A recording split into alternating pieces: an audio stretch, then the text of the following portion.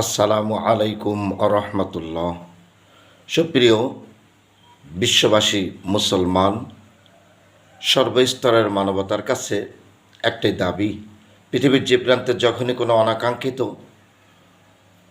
ঘটনা ঘটে যায় সেটা নিয়ে সমালোচনার ঝড় ওঠে, এটাই স্বাভাবিক। তবে এর সত্য মিথ্যার একটা দিক থাকে, যার কারণে এটা যেদিকে মোড় নেয় সেদিকে অনেক ক্ষতি সাধন হয়। সাম্প্রতিক রাজবাড়ী জেলায় গোয়ালন্দে নুরুল ইসলাম নামের যে লোকটা, তার মা বাবা, ভাই বোন, ছেলে মেয়ে, পরিবার পরিজন, আত্মীয় স্বজন অনেকেই পৃথিবীতে আছে, অনেকেই নেই। আমরা কাউকে ছোট মনে করে দেখার সুযোগ আমাদের নেই, যেহেতু আমরা মুসলমান। সবাইকে আপন মনে করেই পথ চলা আমাদের।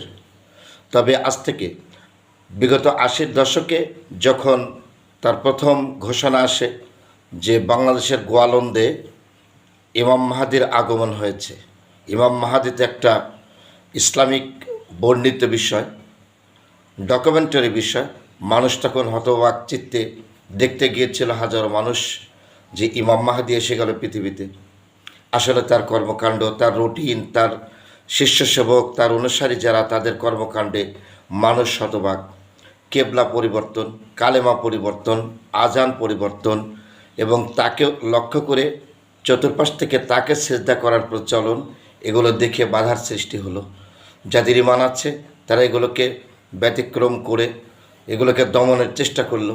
আল্লাহর আদেশ রয়েছে, সৎ কাজের আদেশ, অসৎ কাজের নিষেধ, যে স্তরে বাধা দেওয়া যায় তা নিয়ে রাজবাড়িতে বিক্ষোভ হয়েছিল, সমাবেশ হয়েছিল, ডিসি অফিসে স্মারকলিপি পেশ করা হয়েছিল। এত ঘটনা হয়েছিল 80-র দশকে। সেই ব্যক্তিটা পর্যায়ক্রমে চাপের মুখে গোয়ালন্দ ছাড়তে বাধ্য হয়। তারপরে সে চলে যায় মানিকগঞ্জে, মাঝে মধ্যে ওখানে থাকতো, মাঝে মধ্যে এখানে। আমরা কারো অকল্যাণ কামনা করি না। এখন লোকটা মারা যাওয়ার পরে দেখুন, অনেকে বলতেছেন উনি পীর সাহেব, অনেকে বলতেছেন মুরিদ ভক্ত, অনেকে বলতেছেন আল্লাহর ওলি।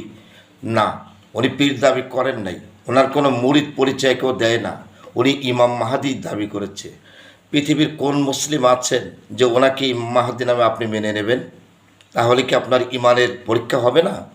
অথচ বর্তমান দেখতেছি ইউটিউবে ভাইরাল হয়ে কিছু এদেশের একতরফা আলোচক, আমরা যাদের নাম বলতে চাই না গিবাতের কারণে, তো কয়েকজন আলেম চেহারার ব্যক্তি বলতেছেন যারা এই কাজ ঘটিয়েছে, আমরা প্রথমত যদি মুসলিম হই আমি সহ কখনো কোনো লাশকে ওঠানো, কোনো লাশের গায়ে আগুন দেওয়া সমর্থন ইসলাম করে না, আল্লাহ করে না, রসুল করে না, আমরা মুসলিমরাও করি না। নিঃসন্দেহে এখানে কোনো দ্বিধাদ্বিমত নেই। কিন্তু ওনার 23 তারিখ থেকে 5 তারিখ পর্যন্ত রাজবাড়ী জেলা প্রশাসক মহোদয় আপনাদের সামনে বিবৃতি দিয়েছেন।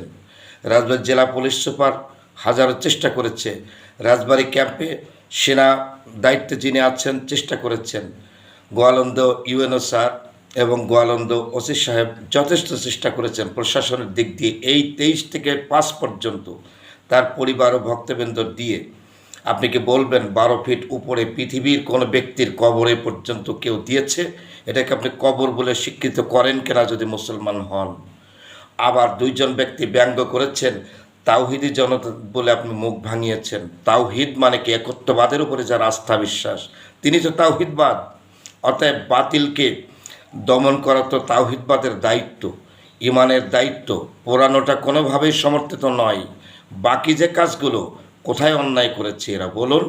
এরা আইনের দ্বার প্রান্তে গিয়েছে, জেলা প্রশাসককে জানিয়েছে, আইনের কাছে তারা ধর্ণা দিয়েছে, তারা স্মারকলিপি দিয়েছে, আলোচনা হয়েছে, পরিবারকে বলেছে, এত ঘটনা হয়েছে।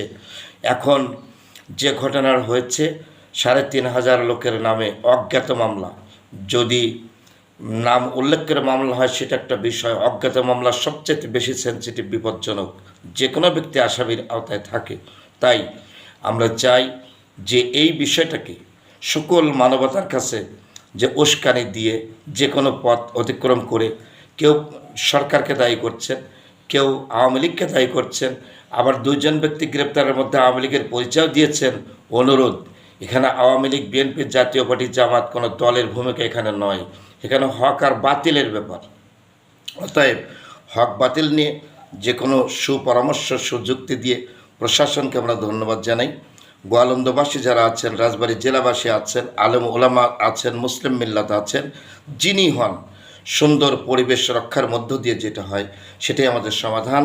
তবে আল্লাহর কাছে আমাদের ক্ষমা চাওয়া, যে কোনো ব্যক্তির লাশের সঙ্গে এহেন ব্যবস্থা করা। আর এই লাশটা যেখানে রেখেছিল ওটাকে কবর বলেও কখনো কোনো মুসলমান মেনে নেওয়া যায় না, ওটা কবর নয়। তাই এখানে যা ঘটতে গিয়েছিল, যা ঘটেছে, আমরা বাংলাদেশ তথা বিশ্ব মানচিত্রে আমাদের সমস্ত পরিস্থিতিকে স্বাভাবিক, শান্ত, সুশৃঙ্খল রাখা এবং থাকার জন্য আল্লাহ যেন আমাদেরকে শুভবুদ্ধির উভয় দান করেন। আর যে সমস্ত উস্কানিমূলক কথাবার্তা চলছে তার থেকে যেন আমরা একটু নিরাপত্তার দিকে তাকাই।